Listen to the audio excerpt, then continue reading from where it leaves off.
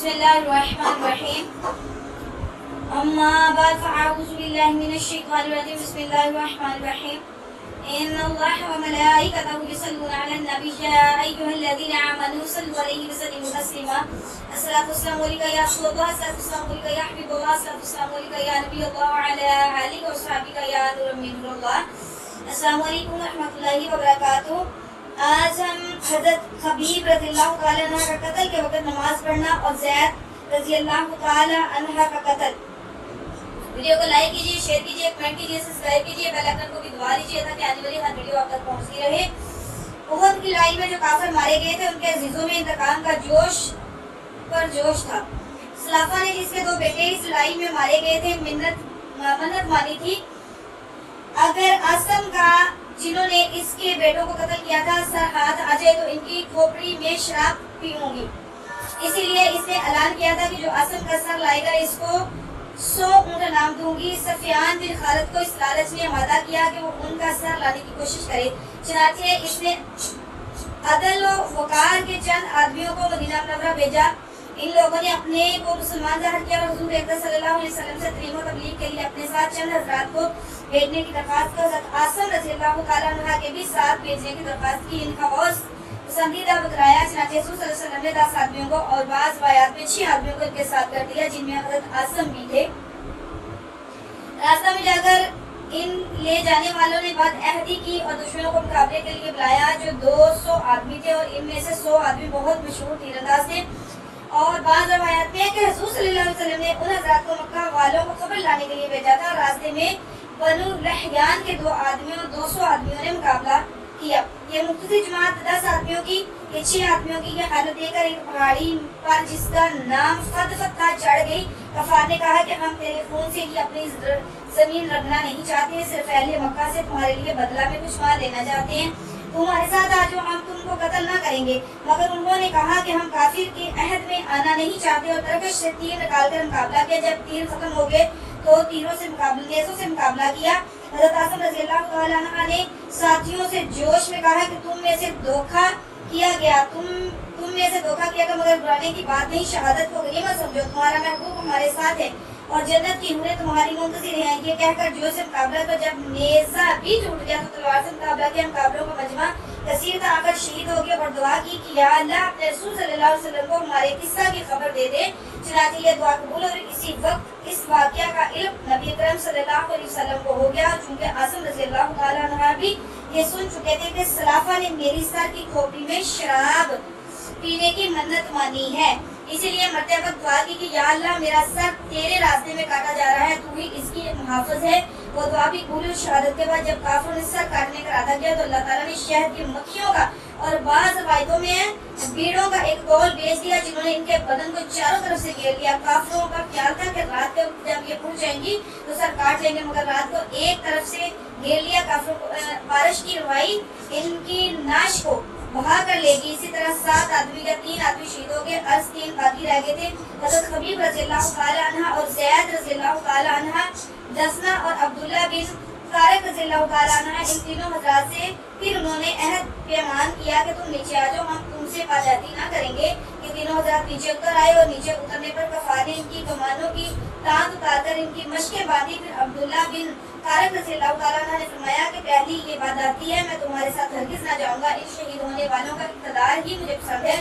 انہوں نے زبردستی ان کو کھینچنا چاہا، مگر یہ نہ ٹلے تو ان لوگوں نے ان کو بھی شہید کر دیا۔ صرف 2 حضرات ان کے ساتھ رہے، جن کو لے کر ان لوگوں نے مکہ والوں کے ساتھ فروخت کر دیا۔ ایک حضرت زید بن دسنا، جن کو صفوان بن امیہ نے 50 اونٹ کے بدلے میں خریدا تھا کہ اب باب امیہ کے بدلہ میں قتل کرے۔ دوسرے حضرت خبیب رضی اللہ تعالیٰ عنہ، جن کو اجرین بن ابی احب نے 100 اونٹ کے بدلے میں خریدا تھا کہ اس سے اپنے باپ کے بدلہ میں ان کو قتل کرے۔ بخاری شریف کی روایت میں یہ حارث بن عامر کی اولاد نے خریدا کہ انہوں نے بدر میں حارث کو قتل کیا تھا۔ صفوان نے تو اپنے قیدی حضرت زید رضی اللہ تعالیٰ عنہ کو فوراً حرم سے باہر اپنے غلام کے ساتھ بھیج دیا، قتل کر دیے جائے۔ اس کا تماشا دیکھنے کے واسطے اور بھی بہت لوگ جمع ہو گئے، جن میں ابو سفیان بھی تھے۔ اس نے حضرت زید رضی اللہ تعالیٰ عنہ سے شہادت کے وقت پوچھا کہ اے زید، تجھ کو خدا کی قسم سچ کہنا کہ تجھ کو یہ पसंद है कि मोहम्मद सल्लल्लाहु अलैहि वसल्लम की गर्दन तेरे बदला में मार दी जाए और तुझको छोड़ दिया जाए कि अपने अहल व याल में खुश होकर रहे। हज़रत ज़ैद रज़ियल्लाहु तआला अन्हा ने फरमाया कि खुदा की कसम मुझे ये द्वारा नहीं कि रसूल अकरम सल्लल्लाहु अलैहि वसल्लम जहाँ में है वहीं उनके एक कांटा भी चुभे और हम अपने घर आराम से रहेंगे। ये जवाब सुनकर क्रैश हैरान रह गए। अबू सुफियान ने कहा कि मोहम्मद सल्लल्लाहु अलैहि वसल्लम के साथियों को जितनी उनसे मोहब्बत देखी इनकी नज़ीर कहीं ना देखी। इनके बाद हज़रत ज़ैद रज़ियल्लाहु तआला अन्हा शहीद कर दिए गए। हज़रत कबीर रज़ियल्लाहु तआला अन्हा एक अरसा तक कैद में रहे।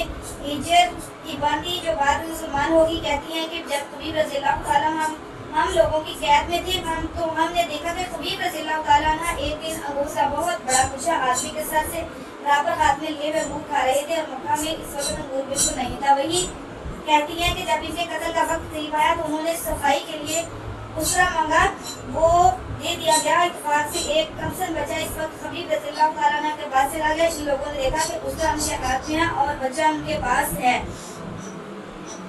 ये देखकर घबराए कबीर रज़ियल्लाहु तआला अन्हा ने फरमाया, क्या तुम ये समझते हो कि मैं बच्चा कत्ल कर दूंगा? ऐसा नहीं कर सकता। इसके बाद उनको हरम से बाहर निकाला गया और सूली पर लटकाते वक्त आखिरी ख्वाहिश के तौर पर पूछा गया कि कोई तमन्ना हो तो बताओ।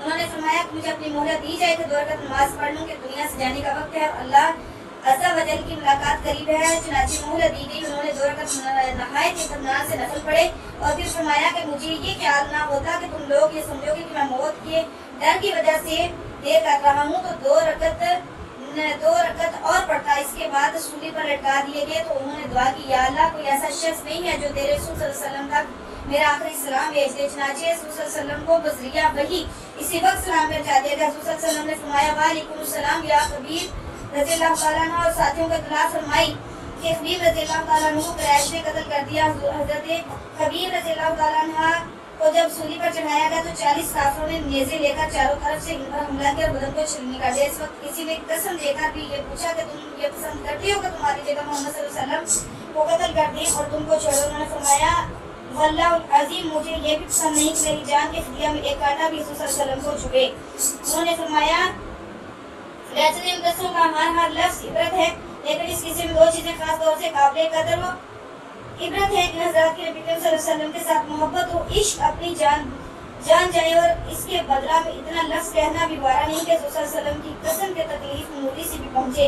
इसलिए हज़रत कबीर रज़ियल्लाहु तआला अन्हु से सिर्फ ज़ुबान से ही कहलाना चाहते थे और सिर्फ ज़ुबान से कहना ही था, वरना बदले में रसूल सल्लल्लाहु अलैहि वसल्लम को तकलीफ पहुंचाने पर इनको कुफार को भी कुदरत ना देखी, बल्कि वो लोग खुद ही हर वक्त तकलीफ में रहते। दूसरी चीज़ नमाज की अज़मत और इसका शगफ के ऐसे आखिरी वक्त में आमतौर से बीवी बच्चों को आदमी याद करता है, सूरत देखना चाहता है, क़यामुस सलाम कहता है, मगर इन हजरात को क़यामुस सलाम देना तो रसूल सल्लल्लाहु अलैहि वसल्लम को और आखिरी तमन्ना है 2 रकात नमाज की। देखें ये सूली पर चढ़ने का टाइम है और हज़रत कबीर रज़ियल्लाहु तआला अन्हु ने वक्त मांगा 2 रकात नफल पढ़ने का। अल्लाह ताला हमें नफली इबादत करने की तौफीक अता फरमाए। सबसे पहले जो अल्लाह ताला ने यहाँ पर फर्ज किया उसको अदा करने की तौफीक अता फरमाए।